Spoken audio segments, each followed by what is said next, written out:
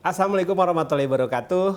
Pemirsa Antv dimanapun Anda berada, kembali bertemu di Bincang Tokoh, sebuah format program yang dirancang untuk bagaimana salah satu tokoh terpilih akan berkomunikasi dengan Anda dimanapun para pemirsa Antv tentunya. Di segmen kali ini tentu saja orang istimewa yang selalu kita hadirkan dan kesempatannya saat ini kami akan memperkenalkan pemirsa semua dengan sosok perempuan hebat, tentu saja inspiratif, karena termasuk di deretan pendekar hukum di Indonesia. Ada di mana tokoh kali ini kita jumpai di sebuah kabupaten di Jawa Barat, ada di Kabupaten Garut. Dan kita sapa segera Ibu Kepala Kejaksaan Negeri Garut. Sampurasun. Rampes. Assalamualaikum Ibu. Waalaikumsalam. Luar biasa, ini Kepala Kejaksaan Negeri Garut entah yang keberapa, tapi sosoknya hebat karena seorang perempuan. Tentu saja seorang perempuan terlahir dengan semangat yang luar biasa. Kami pastikan itu sehingga bisa menduduki posisi Kepala Kejaksaan Negeri Garut. Ibu asal dari mana sebenarnya? Kalau asli, saya lahir di Jakarta, Abah, dan tahun kelahiran tahun 73. Keluarga saya dari Jawa, orang tua ayah dan ibu saya orang Jawa. Memang meniti karir di hukum ini, dalam tanda petik sebagai penegak hukum ini juga dari keluarga hukum? Enggak. Kebetulan ayah saya prajurit tentara dari marinir, dulu KKO ya, zaman tahun 60-an. Ayah saya adalah KKO, kemudian kalau ibu saya seorang paramedis. Paramedis. Ya, pegawai negeri lah, begitu. Apa yang terpikir tiba-tiba masuk ke bidang hukum? Atau ada dorongan orang tua misalnya? Nggak ada dorongan orang tua, tetapi saya melihat bahwa seorang pendekar hukum atau aparat penegak hukum tuh punya posisi tugas yang sangat mulia. Dan belajar hukum adalah sesuatu yang menarik buat saya, sehingga pada saat itu setelah lulus SMA saya langsung kuliah di Fakultas Hukum. Mana Bu? Universitas mana? Universitas Muhammadiyah Jakarta. Jakarta. Ya. S1? S1 untuk jurusan pidana, saya di UMJ gitu ya. Kemudian baru setelah lulus saya punya kesempatan untuk masuk ke bidang hukum. S2? Pada saat saya diterima di Kejaksaan, alhamdulillah pimpinan memberikan beasiswa buat saya untuk meneruskan S2 di Universitas Diponegoro. Ya waktu itu sekitar tahun 98 saya masuk di Kejaksaan, tahun 97, tahun 98 saya berkesempatan mendapat beasiswa di Undip, jurusannya juga jurusan pidana. Program kekhususan. Jadi kalau S2 itu biasanya 4 semester. 4 semester. Kemudian karena ini program kekhususan, ini jadi 5 semester. Jadi 5 semester. Pimpinan waktu itu mengarahkan atau membuat kurikulumnya di semester 1 sampai 3 kami sekolah di kuliah di Undip. Kemudian di semester 4 saya ikut program pendidikan jaksa. Jadi kalau ada diklatnya itu yang di Ragunan. Kurang lebih saya masuk pendidikan jaksa 4 bulan. Kemudian kembali lagi ke Undip di semester kelima untuk menyelesaikan tesis saya. Doktor? Enggak, itu baru S2. Kemudian saya dapat kesempatan lagi di 2012 dari kantor juga beasiswa S3 di Unhas. Luar biasa. Ya, Universitas Hasanuddin untuk jurusan pidana, dan alhamdulillah tepat 3 tahun saya selesai untuk program doktor. Bener kan? Kalau saya katakan tadi sosok yang sangat inspiratif dan perempuan hebat, karena jenjang karir pendidikan saja sudah sangat cemerlang ya untuk ukuran perempuan yang biasanya balik ke dapur. Beliau tanggalkan itu berkarir di hukum, kemudian memperoleh kesempatan mendapat pendidikan di bidang itu sampai S3. Jadi Ibu doktor hukum ya? Doktor hukum, iya, betul. Saya lupa tadi, Ibu besar waktu kecil di mana sebenarnya? Iya. Saya besarnya, jadi saya tuh asli Jakarta lah, None Betawi. Jadi kehidupan saya Abang None. Ini raut-rautnya memang Abang None ini. Jadi dari kecil saya memang di Jakarta, tetapi kemudian bekerja di Kejaksaan baru keliling-keliling lah begitu. Kemana saja Ibu sudah pernah keliling? Kelilingnya mulai dari saya diterima di Kejaksaan Agung, kemudian bertugas ditempatkan di Jawa Tengah, di Kejaksaan Tinggi Jawa Tengah, kemudian kembali lagi ke Kejaksaan Agung, ditempatkan di Jaksa Fungsional pada staf khusus Jaksa Agung pada waktu Selama itu. keliling ini posisi apa saja yang berduduki jabatan di kejaksaan? Macam-macam ya. Kalau pada waktu itu kan karena awal staf, kemudian misalnya saja saya sempat juga ditempatkan di Badan Diklat Kejaksaan, Badan Diklat, ya, oke. jadi eselon 4 di situ menjadi Kasubdit Kerjasama Luar Negeri, Diklat Luar Negeri. Yang paling berkesan selama keliling itu di mana Ibu? Yang berkesan semuanya berkesan ya, Berkesan, soalnya saya harus meninggalkan anak-anak saya dan Oke. suami terutama. Kebetulan Selalu itu, tidak pernah dibawa? selama ini belum pernah dibawa. Jadi anak saya 2 orang, dua-duanya perempuan, Aura dan Bidadari, namanya Aura dan Bidadari. Itu seminggu sekali lah kami bertemu. Jadi penempatan saya di Banten, di Bangka Belitung, di Bangka Barat, kemudian di Garut. Itu paling saya seminggu sekali pulang ke. Gimana itu menyiasati kerinduan hari-hari Ibu dengan berjauhan gitu? Iya, memang ada kesulitan, tetapi karena suami juga mendukung, kebetulan suami saya juga jaksa. Oh, jaksa juga. Jadi kita saling mendukung. Suami saya memberikan kesempatan buat saya, sehingga anak-anak juga kadang bergantian ya, ketika suami saya bertugas di Kejagung atau di Jakarta, anak-anak lah ikut papahnya begitu. Ketika saya misalnya di Banten atau di Jakarta, saya yang menjaga anak-anak begitu. Hal apa yang paling tersulit untuk mengantisipasi hal itu? Selain kerinduan terhadap keluarga?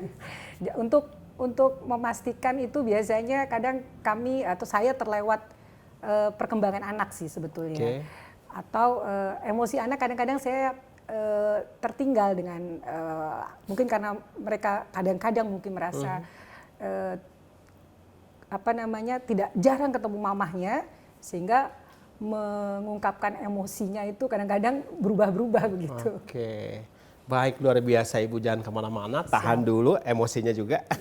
Karena kita akan kembali di segmen berikutnya, masih tetap di Bincang Toko Antv setelah pesan berikut ini. Baik pemirsa, kembali di ruang Bincang Toko Antv. Saat ini masih bersama Dr. Nepa Sari Susanti SH MHum, Kepala Kejaksaan Negeri Garut. Di segmen ini kita juga ingin tahu banyak terkait dengan bagaimana persepsi seorang jaksa perempuan yang memiliki kewenangan sebagai Kepala Kejaksaan Negeri, tentu saja memandang wilayah yang menjadi tempat kerjanya. Ibu Neva, menarik tadi Ibu memaparkan dari mulai perjalanan Anda kecil, kemudian menempuh pendidikan dari satu tempat ke tempat lain. Akhirnya Anda mendapati tugas ya, kepercayaan dari pimpinan tinggi Anda untuk ada di Garut. Garut di mata Anda seperti apa, Ibu? Ya, waktu pertama kali saya dapat SK, alhamdulillah saya senang sekali ya. Saya senang sekali karena kepercayaan pimpinan kepada saya. Saya mendapat SK, banyak sekali ucapan-ucapan dari teman-teman, kerabat begitu. Tapi dari beberapa ucapan-ucapan itu ada yang sampaikan seperti ini.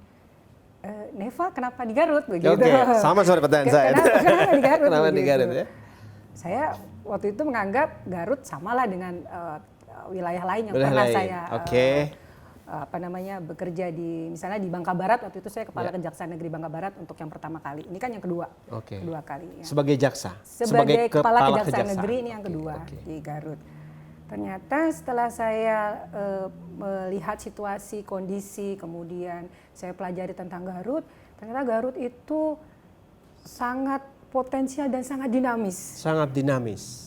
Potensial dan dinamis. Yang dinamis apa? Dinamis semuanya. Dombanya kali, Ibu. Antara lain dombanya. Oke, menarik. Ibu kenal ada potensi domba Garut? Sudah kenal? Sudah kenal dari dulu gitu, dari saya kecil kan sudah tahu ya, diajari. Gitu, ya, berapa lama Bu riset begitu? Ada informasi pimpinan harus ke Garut? Tentu kan searching lah, googling gitu. Iya, sebentar. Kemudian ada teman-teman juga yang senior yang menyampaikan tentang kondisi Garut. tentang wilayah Garut, Ya. tentang bagaimana sebetulnya Garut ini berperan menjadi tolok ukur untuk Jawa Barat. Kalau Garut ini berhasil baik atau Garut ini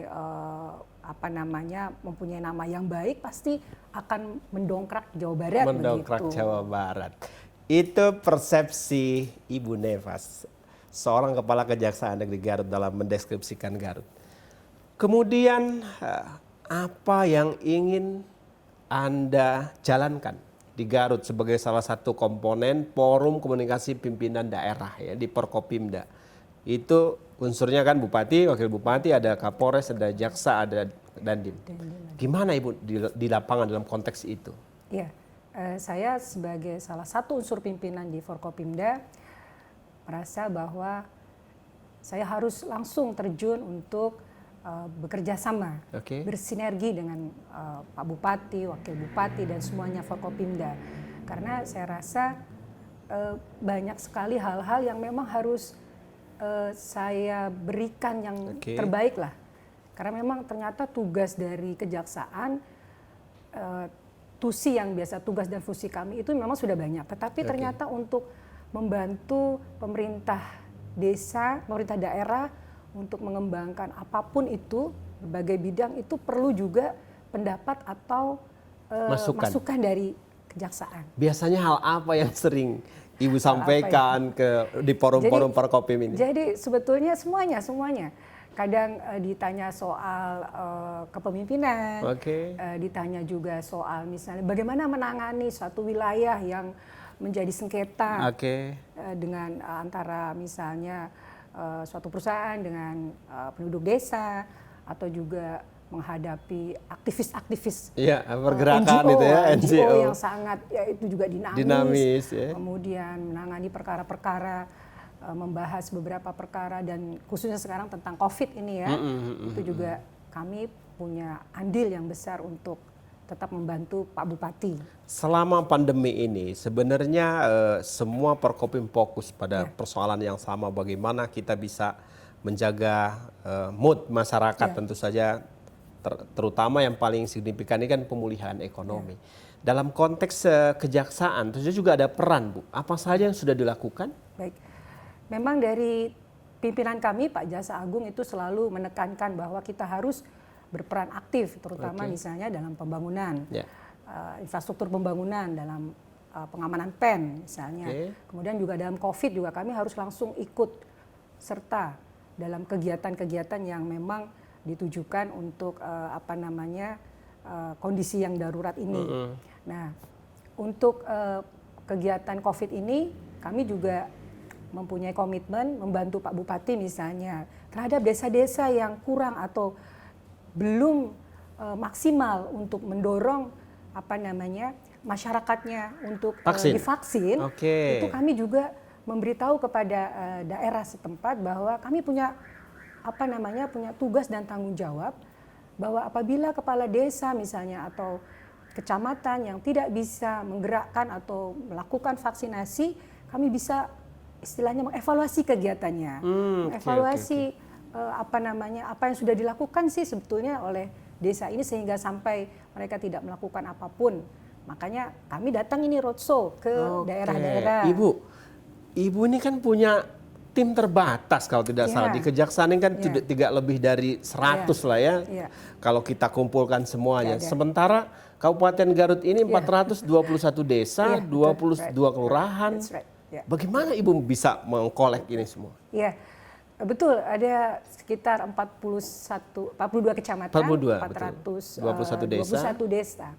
Dan itu saya mulai memang tidak bisa semua kita bagi timnya, tapi saya tembak dulu yang daerah terjauh, yang memang perlu perhatian. Saya kemarin sempat ke daerah Pamempok, jadi 2 hari berturut-turut. Garut Selatan? Ya, Garut Selatan. Luar biasa. Itu 5 jam dari sini saya harus ke sana, dan di beberapa kecamatan kami melakukan kegiatan itu. Untuk pertama saya harus turun begitu, nanti kemudian selanjutnya diteruskan oleh struktural lainnya, bergantian begitu. Apa yang didapat suara masyarakat ketika seorang jaksa turun?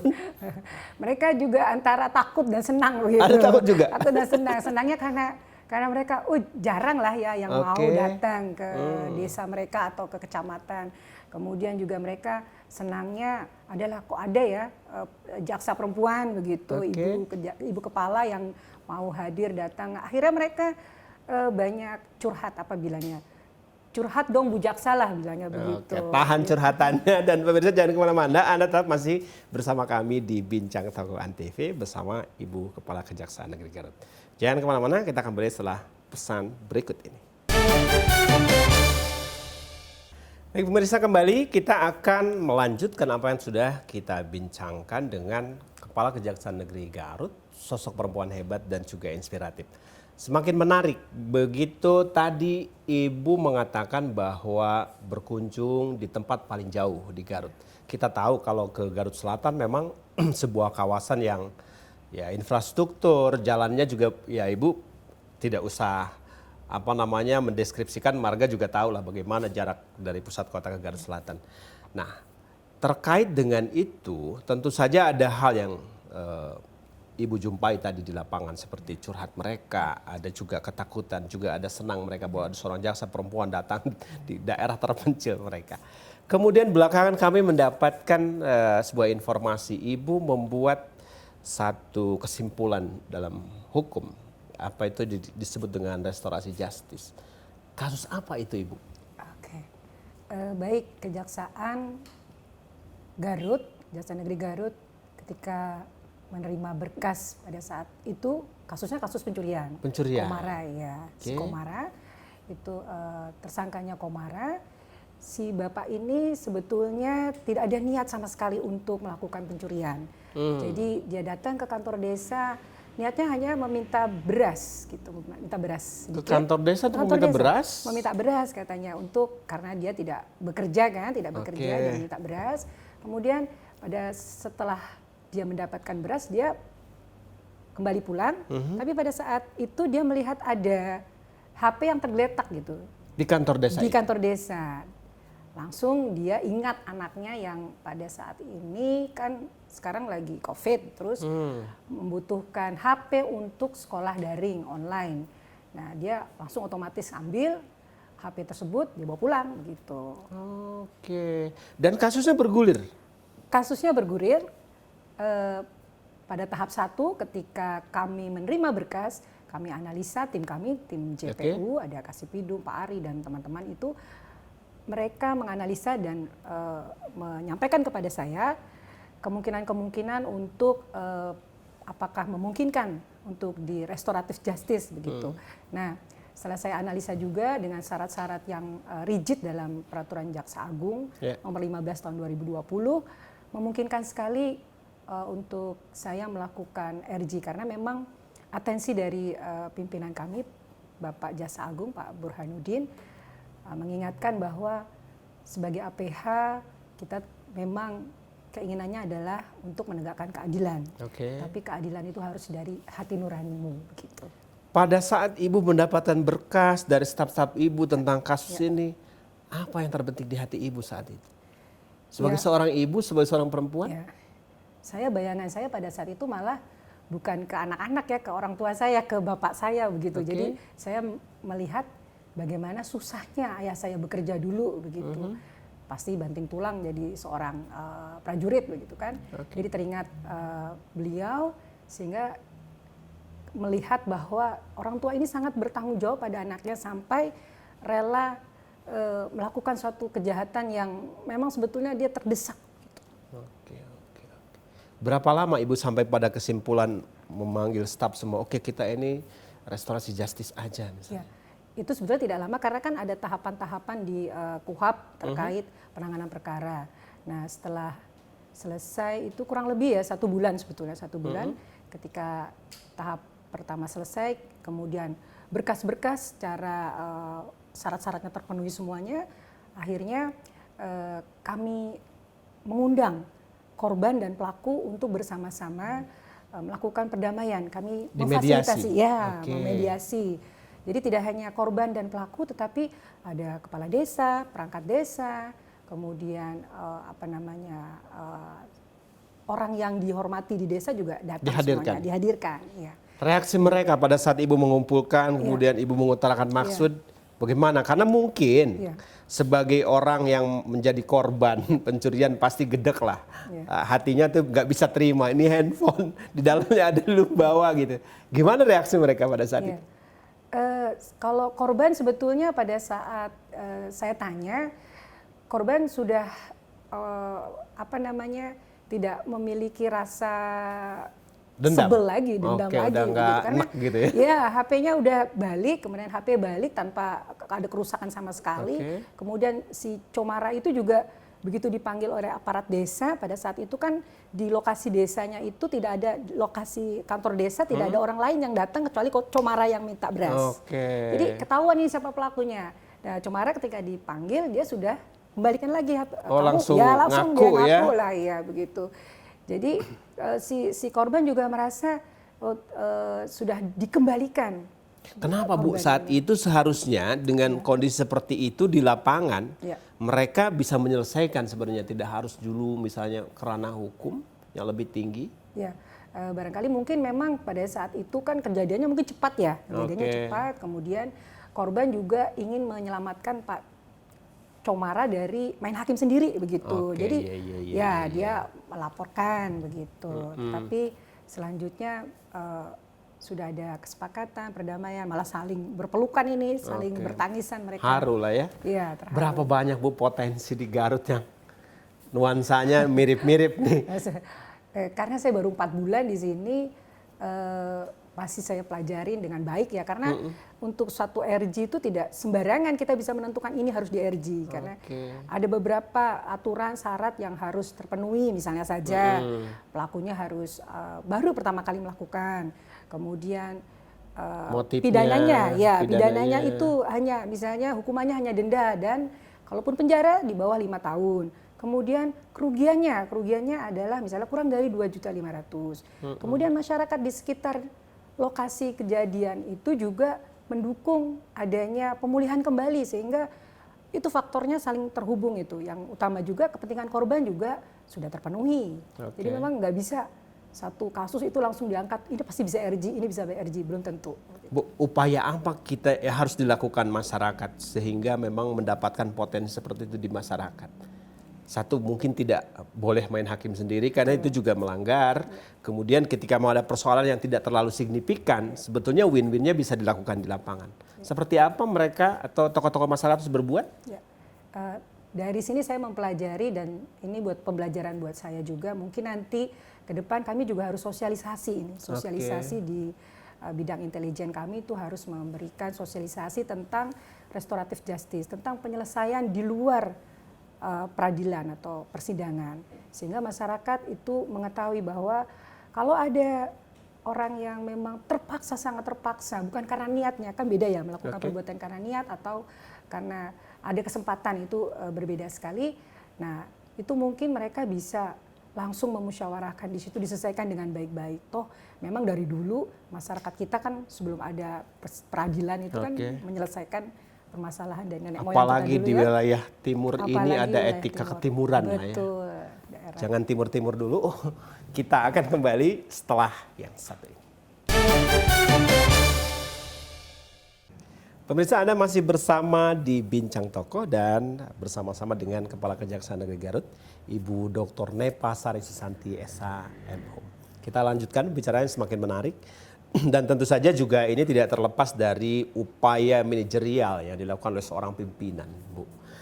Kalau tidak salah personil di kejaksaan itu ya juga tidak terlalu banyak sebenarnya. Ada punya berapa personil sih Bu sesungguhnya?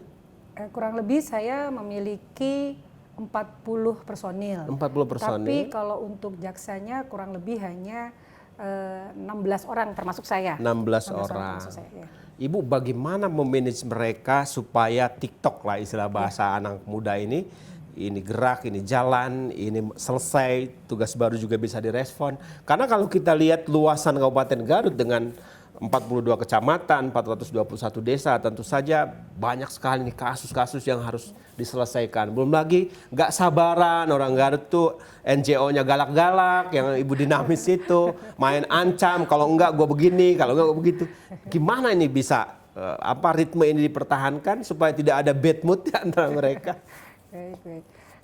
Kalau kami sendiri, sebetulnya saya sendiri sudah terbantu dengan para pejabat eselon 4 di sini dan juga teman-teman staf begitu ya. Ritme mereka saya rasa memang kalau ritme sudah bagus ini. Memang secara jumlah memang kami masih kurang. Jadi memang ada beberapa kegiatan yang mau tidak mau satu bidang itu harus kolaborasi dengan bidang lain. Jadi di sini kami tidak ada misalnya kegiatan yang intelijen. Kegiatan intelijen, bidang intelijen itu memungkinkan sekali bidang PIDUM juga masuk ke situ. Atau di bidang datun itu kan suatu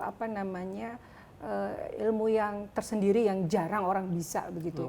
Itu kami juga mengupayakan untuk semua jaksa di sini bisa ikut dalam kegiatan datun. Jadi ada beberapa hal yang memang harus saya lakukan di sini, antara lain yang memang memberikan kesempatan buat teman-teman di sini, para kasih dan seluruhnya untuk misalnya ikut diklat. Biasanya di bidang apa Bu yang paling susah ngeremnya?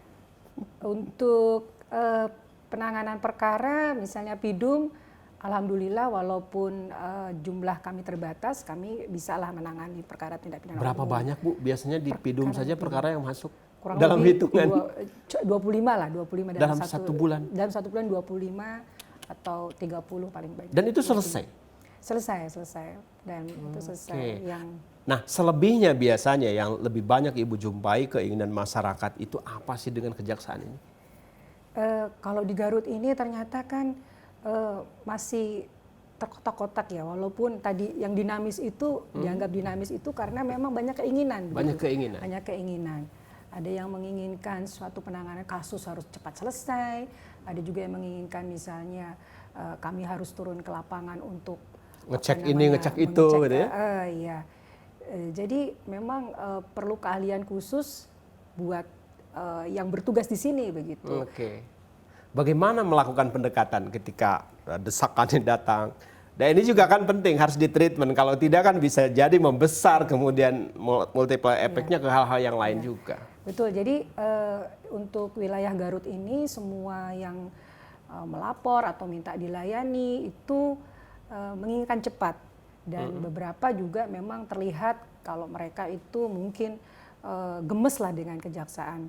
Tapi kami betul-betul sudah melakukan hal-hal yang sesuai standar tahapan, ya koridor-koridornya kami tetap jelaskan dengan baik begitu. Karena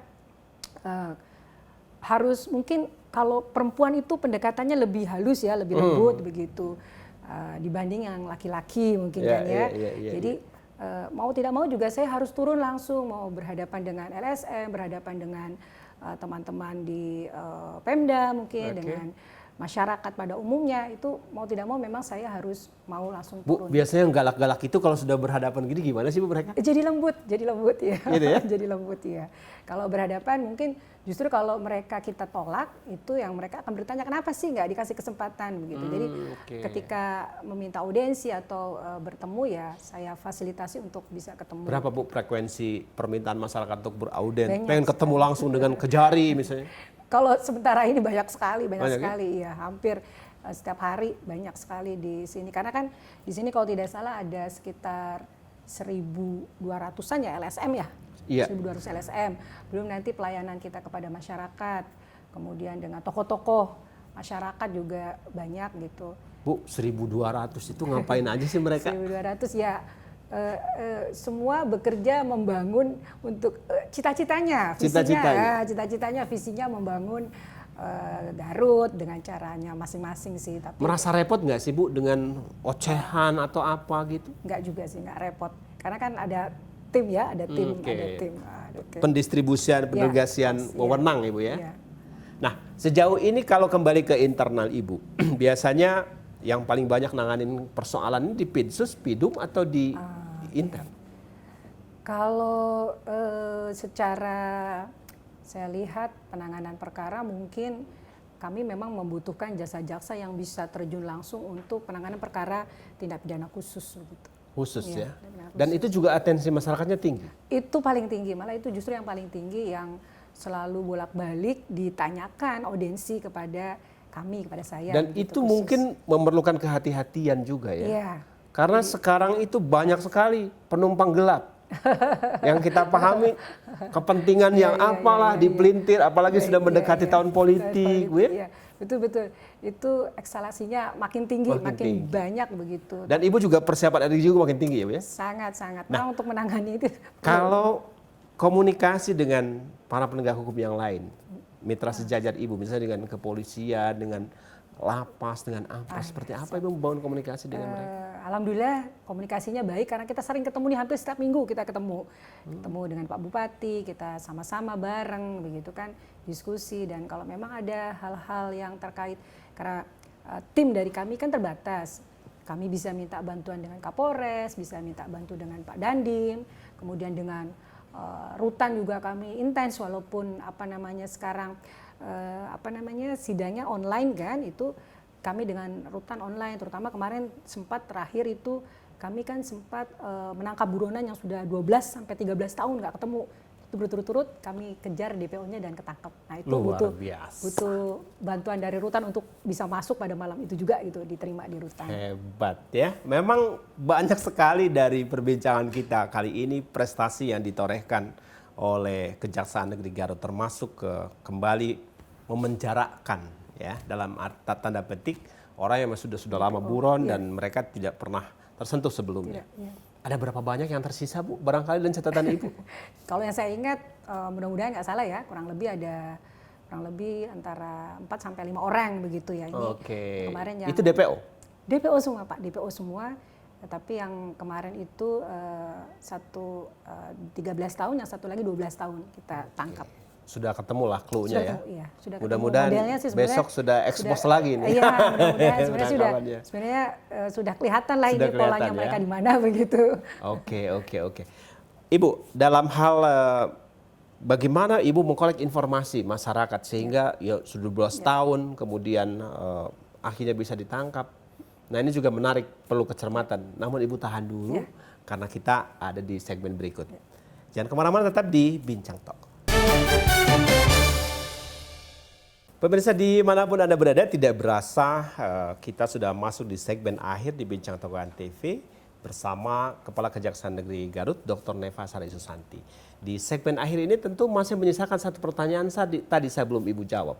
Bagaimana tadi Ibu bisa memetakan sampai bisa buronan yang 12 tahun, sekian tahun akhirnya dijebloskan?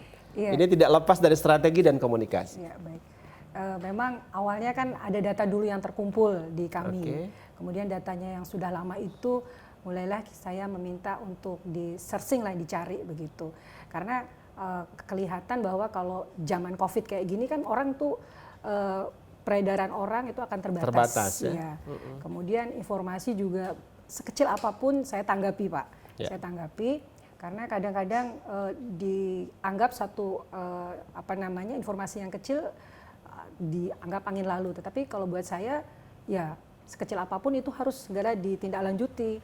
Kemudian terbantu juga dengan kami teman-teman itu kan para kasih ini keahlian juga untuk mengaplikasi ya, men-searching data di yang lama-lama di informasi, kemudian di internet begitu ya. Nah itu kita kumpulkan, kita rangkum, akhirnya ketemulah posisi-posisi mereka tersebut gitu. Jadi nggak lebih dari 1 kali 24 jam kita dapat yang untuk yang pertama, kemudian minggu berikutnya juga nggak lama. Apresiasi pimpinan di tingkat tinggi seperti apa pada teman-teman di Kejaksaan Negeri Garut selama ini? Apresiasinya pimpinan sangat senang sekali dan bangga begitu dengan Kejaksaan Negeri Garut. Itu dilihat dari kedatangan Pak Kajati pada saat itu ke Garut, kemudian Pak Wakil Jaksa Agung Bapak Untung juga datang ke Garut. Memang luar biasa Garut ini. Dan apresiasi dari Pemda juga ada kepada kami. Kemarin ketika Pak Wakil Jaksa Agung datang, Pak Bupati meminta saya ikut dalam tim ke Turki Pak, tim ke Turki untuk kegiatan seminar Inspiring Women di Turki. Luar biasa. Seperti saya katakan tadi, ini memang sosok perempuan hebat dan inspiratif. Sehingga layak lah ya. Nanti bintangnya saya tambah 4 lah. Ibu, terlepas dari apapun prestasi sudah dicapai, tentu saja banyak kekurangan.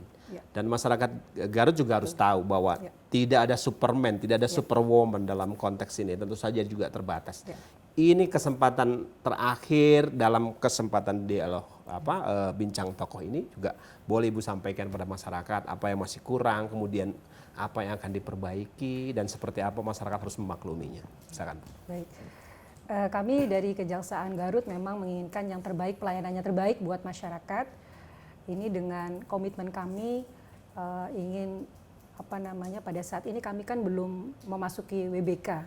Jadi wilayah bebas korupsi, wilayah bebas bersih melayani. Okay. Nah, di situ keinginan kami dengan terwujudnya WBK nanti kami bisa langsung memberikan pelayanan yang terbaik. Saat ini kami secara bertahap melakukan inovasi-inovasi, memberikan kemudahan-kemudahan bagi masyarakat yang mungkin karena tadi jangkauan 421 desa yang sangat banyak sehingga untuk sementara ini kami sangat terbatas. Tapi ke depan saya juga merancang inovasi-inovasi lain yang nanti bisa dirasakan oleh masyarakat langsung atau dirasakan juga oleh Pemda. Seperti apa Bu nantinya bentuknya? Karena kan ini juga WBK ini juga menjadi sebuah keharusan ya. Secara internal harus diwujudkan juga. Apa saja tahapannya sudah dilakukan?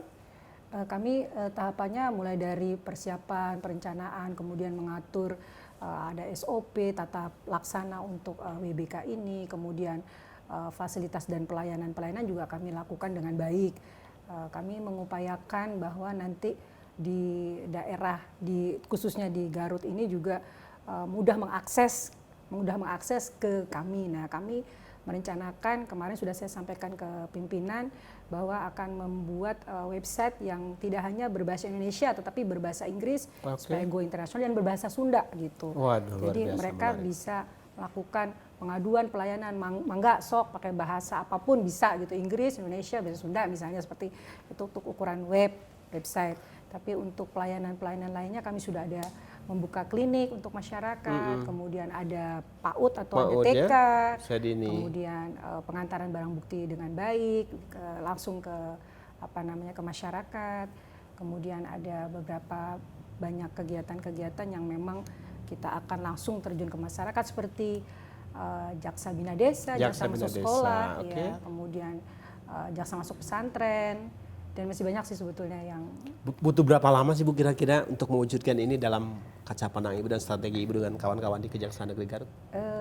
Sebetulnya sudah ada, gampang gitu. Misalnya tinggal kita bergerak saja sebetulnya, ini tinggal bergerak saja. Tapi kalau sistem memang membutuhkan waktu 1 bulan misalnya. Tapi kalau yang terkait kegiatan atau aktivitas langsung bisa diturun langsung itu nggak makan waktu yang lama-lama, bisa dijadwalkan begitu. Sudah, mudah-mudahan secepatnya tercapai Bu ya, dan itu melengkapi prestasi yang Ibu raih selama ini. Di akhir segmen ini silakan Ibu sampaikan barangkali pada masyarakat apa yang ingin Ibu sampaikan. Terima kasih kepada masyarakat Garut dan juga pemerintah Kabupaten Garut yang juga sudah mendukung Kejaksaan Negeri Garut secara utuh dan maksimal. Atas kepercayaannya ini kami akan berjanji lah untuk memberikan pelayanan yang terbaik dan yakinlah bahwa apa yang kami lakukan ini semata-mata untuk keberhasilan Garut. Oke. Dan itulah pemirsa, apapun yang telah disampaikan Ibu Kepala Kejaksaan Negeri Garut, itu tentu saja sebuah perjalanan dan tetap butuh support dari kita semua. Akhir segmen ini kita akhiri dan mohon maaf bila ada kata-kata yang kurang berkenan. Kemudian ada hal-hal yang juga tentu saja butuh pemirsa maklumi. Terima kasih Ibu Kejari, sukses selalu, tetap semangat. Amin. Terima kasih. Dan selamat berpisah. Jika ada sumur di ladang boleh kita menumpang mandi. Jika ada umur panjang kita akan berjumpa kembali. Bila taufiq wal hidayah, wassalamualaikum warahmatullahi wabarakatuh. Waalaikumsalam warahmatullahi wabarakatuh.